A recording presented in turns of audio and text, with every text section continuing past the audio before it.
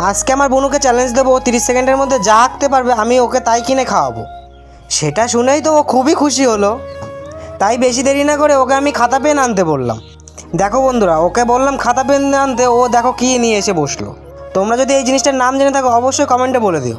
তারপর ওর হাতে আমি খাতা পেনটা দিয়ে দিলাম। তারপর আমি টাইমারটাও অন করে দিলাম।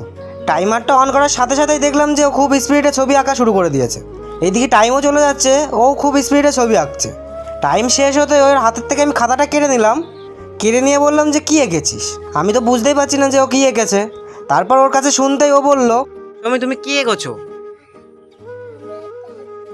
তাই বেশি দেরি না করে আমি প্রথমে গাড়িটা বের করে নিলাম। তারপরে এখন আমার যেতে হবে বাজারে আইসক্রিম আনতে। প্রথমে আমি তেলের পাম্পে যাব, তারপরে যাব আইসক্রিমের দোকানে। আমি তেলের পাম্পে চলে এসেছি। তেলের পাম্পে গিয়ে আমি গাড়িতে তেল ভরে নিলাম। এখন যাচ্ছি আমি আইসক্রিমের দোকানে। তারপর আইসক্রিমের দোকানে চলে আসলাম। সেখান থেকে একটা আইসক্রিম নিয়ে নিলাম। বাড়ি এসে ওর হাতে আইসক্রিমটা দিতে ও খুবই খুশি হলো। দেখো বন্ধুরা, ওর হাতে আইসক্রিম দিতে ও কতটা খুশি হলো। তারপরে ও আইসক্রিমটা খাওয়া শুরু করলো।